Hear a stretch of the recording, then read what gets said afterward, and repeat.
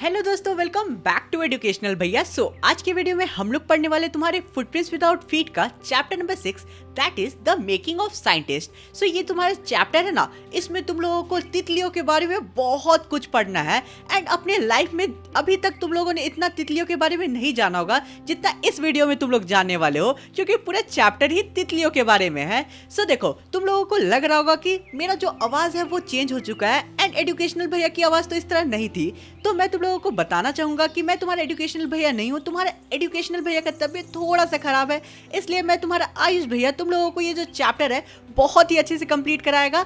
And मेरा खुद का भी चैनल है जिसका नाम है अनएंडिंग एजुकेशन। अगर एक्सप्लेनेशन पसंद आता है देन उसे चेकआउट कर सकते हो। एंड हाँ, मैं तुम लोगों को बताना चाहूंगा कि ये जो चैप्टर है वो थोड़ा सा बोरिंग है।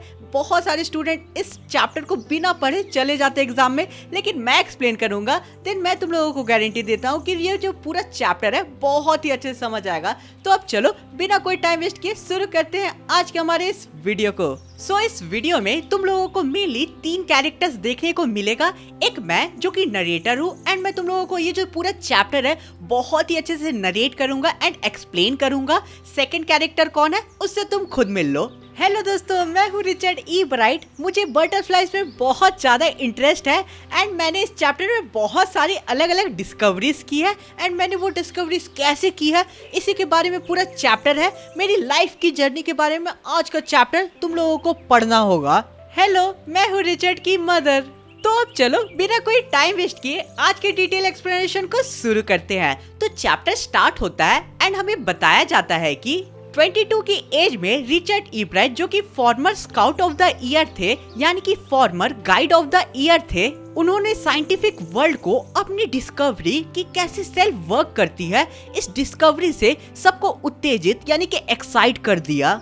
रिचर्ड ई ब्राइट एंड उसके फ्रेंड जो कि साथ मिलके ये इस डिस्कवरी पे काम कर रहे थे, उन्होंने अपनी इस डिस्कवरी को एक आर्टिकल जिसका नाम था proceeding of national academy of science था, उसमें अपनी जो डिस्कवरी उसे बहुत ही अच्छे से एक्सप्लेन किया था। ये पहली बार हुआ था कि किसी कॉलेज के स्टूडेंट की वर्क को इस आर्टिकल में पब्लिश किया गया था। स्पोर्ट्स में ये ऐसा था कि 15 की एज में किसी बंदे ने बिग लीग खेला यानी कि ग्रैंड लीग खेला एंड उसने पहले बैटिंग करके एक सिक्सर यानी कि होम रन मार दिया। सीधे साधे मतलब में समझोगे देन ये बताया जा रहा है कि जो ये डिस्कवरी थी ये बहुत बड़ी डिस्कवरी थी एंड रिचर्ड ई ब्राइट ने इतनी कम एज में एक ऐसी डिस्कवरी कर ली थी जो कि किसी ने नहीं सोची थी। इसके बाद रिचर्ड ई ब्राइट ने ऐसे बहुत सारे अचीवमेंट किए एंड ये सारी चीजें कहाँ से शुरू हुई? ये सारी चीजें बटरफ्लाई से शुरू हुई। अब हम रिचर्ड ई ब्राइट के लाइफ के फ्लैशबैक में चलते हैं कि कैसे ये सारी चीजें रिचर्ड ई ब्राइट ने अपने बचपन से शुरू की। तो अब हम लोगों को बताया जा रहा है कि जो रिचर्ड ई ब्राइट है वो अपनी फैमिली का एक लौता बेटा था जो पेंसिल्वेनिया नाम के एक शहर में रहता था। वो पेंसिल्वेनिया के नॉर्थ में बड़ा हुआ था एंड जगह का नाम क्या था जहाँ पे वो बड़ा हुआ था? उस पर्टिकुलर प्लेस का नाम था रीडिंग। अब ये जगह कहाँ पे है? ये जो जगह है ये यूएसए में है। वहाँ ज्यादा कुछ नहीं था जो मैं कर सकता था। मैं ना ही वहाँ फुटबॉल खेल सकता था ना ही बास्केटबॉल खेल सकता था, लेकिन एक चीज मैं वहाँ जरूर कर सकता था, वो था चीजों को कलेक्ट करना। जब हमारा रिचर्ड ई ब्राइट छोटा सा नन्हा मुन्ना सा बच्चा था ना एंड केजी में पढ़ा करता था ना, तभी से उसे बटरफ्लाइज को कलेक्ट करने का एक अलग ही लेवल का शौक था। बटरफ्लाइज के साथ साथ उसे और भी चीजें कलेक्ट करने में मजा आता था। तुम लोग भी जब बचपन में होगे तब तुम लोग भी बहुत सारी चीजें कलेक्ट करते होगे। कमेंट करके तुम लोग भी बताना कि तुम लोग कौन कौन सी चीजें बचपन में कलेक्ट किया करते थे। तो जो रिचर्ड ई ब्राइट था वो बटरफ्लाइज के साथ साथ फॉसिल्स, रॉक्स के अलग अलग टुकड़े एंड कॉइन्स, ये सारी चीजें भी वो इकट्ठा किया करता था। ई ब्राइट को एस्ट्रोनॉमी में भी बहुत ज्यादा इंटरेस्ट था, मतलब सोलर सिस्टम के बारे में जानने में भी बहुत ज्यादा इंटरेस्ट था। उसे प्लैनेट, स्टार्स, इस सारी चीजों पे बहुत ज्यादा रुचि थी, इसलिए वो कभी कभी रात भर अपने घर की छत पे बैठ के स्टार्स को देखा करता था। ई ब्राइट को चीजों को जानने में बहुत ज्यादा इंटरेस्ट था एंड उसका जो माइंड था ना वो भी बहुत ज्यादा साफ था। मेरी मदर जो थी वो मुझे बहुत ज्यादा एनकरेज किया करती थी। वो मुझे अलग अलग ट्रिप्स पे ले जाया करती थी, साथ ही में वो मुझे अलग अलग आइटम्स ला के दिया करती थी जो मेरी स्टडीज में मुझे हेल्प करते थे, जैसे कि टेलीस्कोप, माइक्रोस्कोप, कैमरास एक्सेट्रा। और ऐसी और भी चीजें मुझे ला के देती थी एंड हर प्रोस्पेक्टिव से मेरी हेल्प करने की कोशिश किया करती थी। मैं ही रिचर्ड की साथी थी, कंपेनियन थी, दोस्त थी जब तक वो स्कूल जाना शुरू करता है। उसके बाद मैं उसके दोस्तों को घर ले आती थी जो उसके साथ खेलते थे एंड टाइम स्पेंड किया करते थे। लेकिन रात के टाइम हम लोग दोनों साथ में मिलके सारे काम किया करते थे। मेरे लिए मेरा बेटा रिची मेरा दुनिया था, मेरा सब कुछ था जब से उसके फादर की डेथ हुई थी 3rd स्टैंडर्ड में। हम हर रात खाना साथ में ही खाते थे। रिचर्ड को जो दिमाग था वो बहुत ज्यादा साफ था एंड उससे चीजों को जानने में बहुत ज्यादा इंटरेस्ट था। रिचर्ड जो है वो जब क्लास 2 में था तभी उसने अपने होम टाउन की 25 स्पीसीज ऑफ बटरफ्लाईज को कलेक्ट किया था। मुझे लगा कि ये मेरा बटरफ्लाई कलेक्शन का एंड होगा, लेकिन फिर मेरी मदर जो है मुझे एक बुक ला के देती है जिसका नाम था ट्रैवल ऑफ मोनार्क एक्स। इस बुक ने मुझे बताया कि कैसे जो बटरफ्लाईज है वो सेंट्रल अमेरिका की तरफ माइग्रेट करती है एंड ये जो बुक होती है ये मुझे बहुत ज्यादा अच्छी लगती है एंड ये बुक मेरे लिए एक नई दुनिया खोल के रख देती है। बुक के एंड में रीडर्स को भी इनवाइट किया गया था कि वो भी बटरफ्लाई माइग्रेशन के बारे में जानने में हेल्प करे। कनाडा के यूनिवर्सिटी ऑफ टोरंटो के एक प्रोफेसर डॉक्टर फ्रेडरिक उर्कुहार्ट ने सभी रीडर्स को बोला था कि वो भी इस बटरफ्लाई माइग्रेशन में हेल्प करे।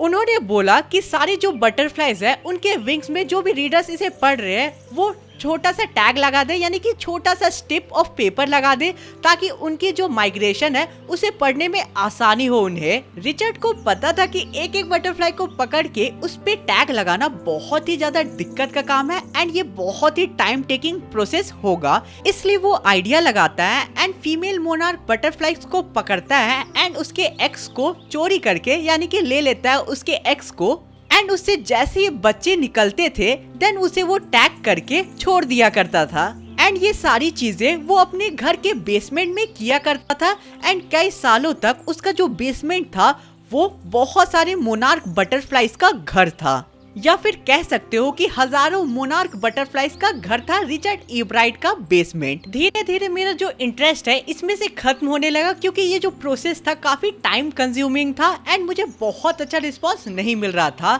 मुझे केवल 2 टैग बटरफ्लाईज ही मिलते हैं जो कि मेरे घर से बस 75 मील्स की दूरी पे थे एंड इससे मुझे कुछ एक्स्ट्रा पता नहीं लगता है बटरफ्लाईज के बारे में। अब रिचर्ड इब्राइट 7th स्टैंडर्ड में पहुंच जाता है। 7th स्टैंडर्ड में वो पहुंचता है तो वो एक साइंस के काउंटी फेयर में पार्टिसिपेट करता है, यानी कि एक लोकल साइंस के कंपटीशन में वो पार्टिसिपेट करता है जहाँ पे सारे स्टूडेंट्स को अपना प्रोजेक्ट सबमिट करना था, अपना रिसर्च वर्क सबमिट करना था।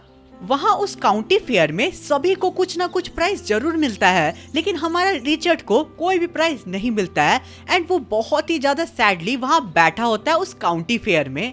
रिचर्ड अपना project slides of frog tissue पे सबमिट करता है एंड फिर वो रियलाइज करता है कि सारे विनर्स ने ट्राई किया था कि वो कुछ रियल एक्सपेरिमेंट्स कर पाए एंड रिचर्ड्स ने वो ट्राई नहीं किया था, इसलिए बाकी सारे तो जीत जाते हैं कुछ ना कुछ, लेकिन रिचर्ड कोई भी प्राइज नहीं जीतता है उस दिन।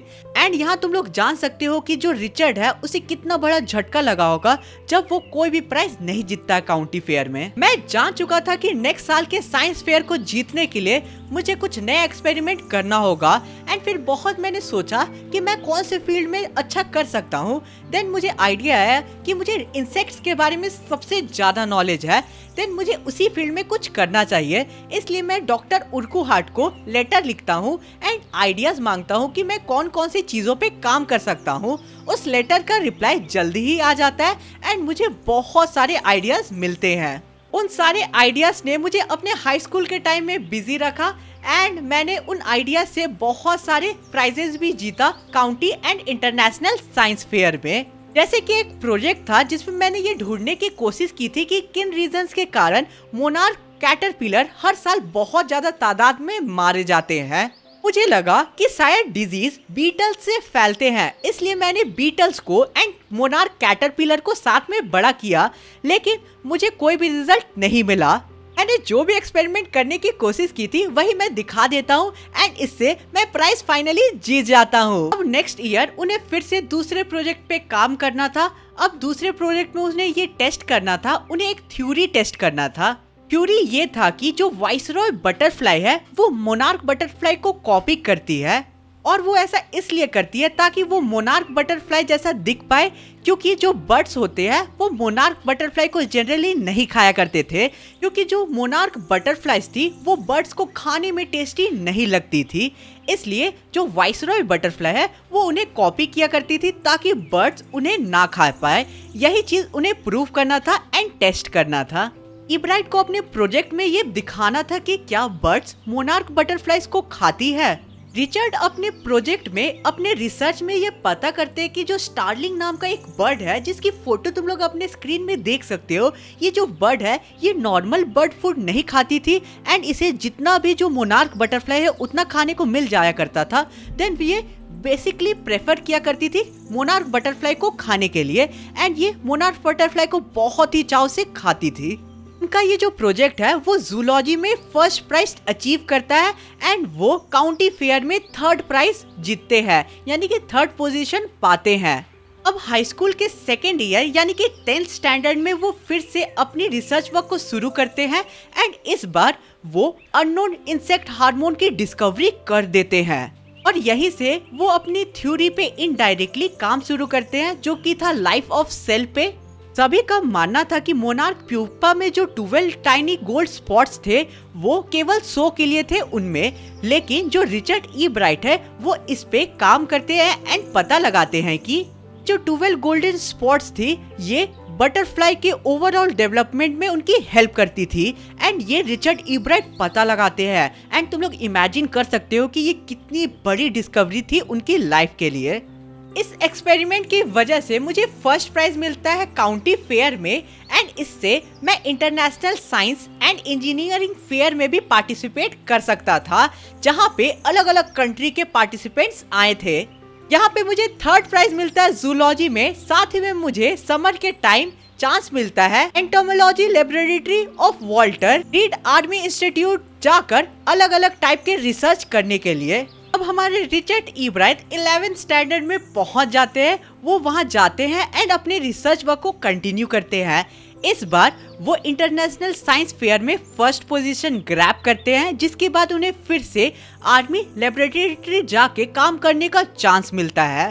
अब वो 12th स्टैंडर्ड में जाते हैं तो एक और बहुत बड़ी खोज करते हैं एंड वो खोज क्या करते हैं, वो ये डिस्कवरी करते हैं कि जो 12 टाइनी गोल्डन स्पॉट्स थी मोनार्क प्यूपा में, उससे ऐसे हार्मोन प्रोड्यूस होते थे जिससे जो मोनार्क प्यूपा है उसके विंग्स में डेवलपमेंट होती थी।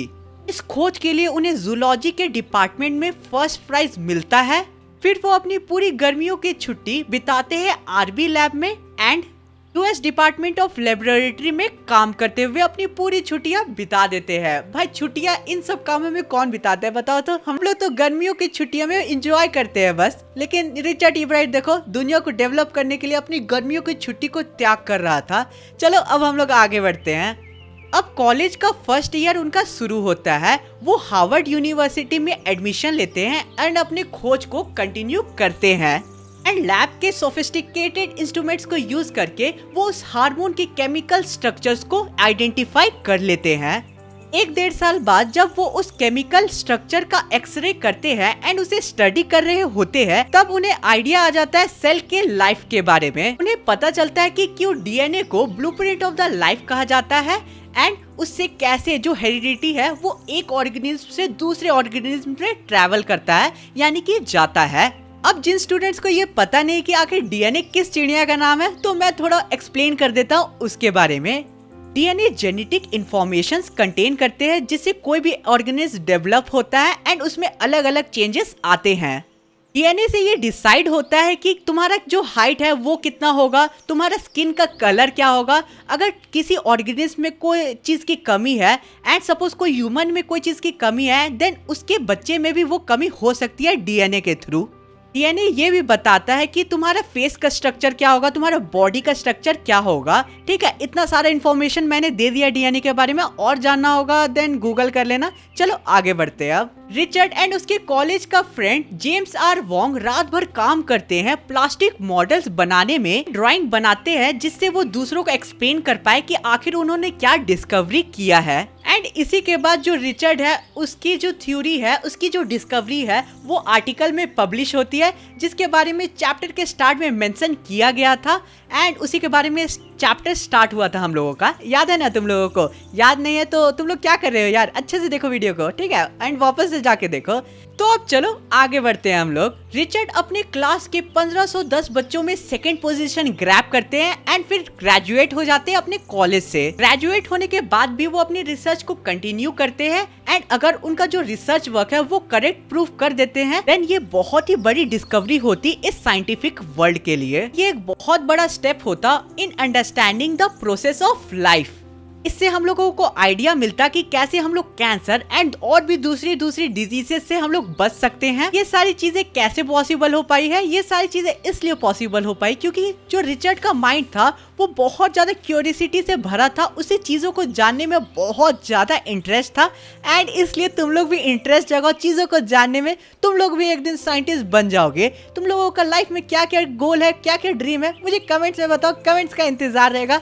चलो अब आगे बढ़ते हैं हम लोग। सबके अलावा मैं दूसरी चीजों में भी इंटरेस्टेड था, जैसे कि public speaking, debate, canoeing and outdoor activities. इन सारी चीजों के साथ साथ मैं एक परफेक्ट फोटोग्राफर भी था। स्कूल के उनके सोशल स्टडीज के टीचर रिचर्ड ए वियरर उनकी बहुत ज्यादा हेल्प किया करते थे, उन्हें मोटिवेट किया करते थे एंड उनकी बहुत ज्यादा तारीफें किया करते थे, यानी कि रिचर्ड ई ब्राइट की तारीफ किया करते थे। हमारे आगे के चैप्टर में एंड चैप्टर के एंड में ये बताया गया कि एक साइंटिस्ट बनने के लिए कोई भी इंडिविजुअल में कौन कौन सी क्वालिटीज होनी चाहिए। तो क्वालिटीज अच्छे से सुनना।